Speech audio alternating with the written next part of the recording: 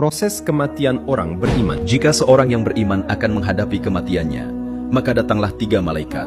Di sebelah kiri terdapat malaikat azab yang membawa kain kafan dari neraka. Di sebelah kanan terdapat malaikat rahmah yang membawa kain kafan dari surga.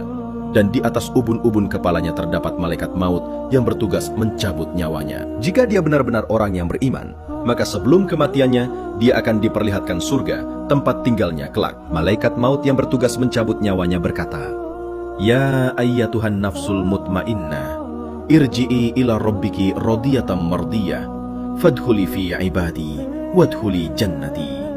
Maka ruhnya keluar dengan sangat mudah, seperti keluarnya air dari mulut kendi. Setelah ruh itu keluar, ditangkap oleh malaikat rahmah, lalu dipakaikan kain kafan dari surga yang wanginya lebih wangi daripada kasturi. Kemudian ruh orang beriman itu dibawa oleh malaikat rahmah menuju langit pertama. Malaikat di langit pertama bertanya, "Ruh siapa ini? Sungguh wangi ruh ini. Semoga Allah membiarkannya lewat di sisi kami." Malaikat rahmah menjawab, "Ini adalah ruh Fulan bin Fulan, nama yang paling baik di dunia."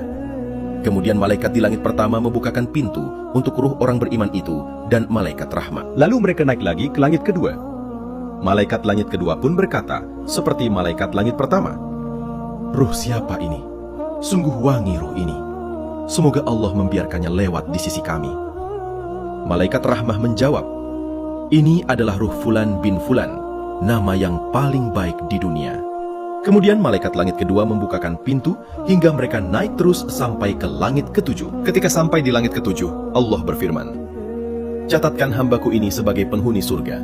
Kembalikan dia ke dunia. Di sanalah aku menciptakan mereka dan dari sanalah aku akan membangkitkan mereka kembali." Kemudian malaikat rahmah mengantar ruhnya kembali ke kuburannya. Ketika jasadnya dimakamkan, si mayit orang beriman itu masih bisa mendengar 7 langkah kaki keluarga yang memakamkannya. Setelah itu datang 2 malaikat, Mungkar dan Nakir, lalu bertanya kepada si mayit itu, "Siapa Tuhanmu?" Jika si mayit itu orang beriman, maka dia akan bisa menjawab, "Tuhanku, Allah." Malaikat Mungkar dan Nakir kembali bertanya, "Siapa nabimu?" Si mayit menjawab, "Nabiku Muhammad." Malaikat kembali bertanya, "Apa kitabmu?" Si mayit menjawab, "Kitabku, Al-Quran." Setelah terjawab semua pertanyaannya, malaikat Mungkar dan Nakir membuka pintu neraka kepada mayit tersebut. Si mayit itu ketakutan melihat siksaan yang ada di neraka itu. Kemudian malaikat berkata, "Lihat dari apa Allah menyelamatkan dirimu. Karena engkau beriman dan beramal soleh, maka Allah menyelamatkan dirimu dari neraka ini." Kemudian pintu neraka ditutup dan dibukakan pintu surga. Terlihat oleh si mayit kemewahannya, keindahannya, dan istananya di surga. Si mayit itu tidak sabar ingin melompat ke sana, namun ditahan malaikat. Mereka berkata, "Inilah tempatmu nanti. Karena engkau beriman, engkau akan masuk surga dan kekal di sana selama-lamanya."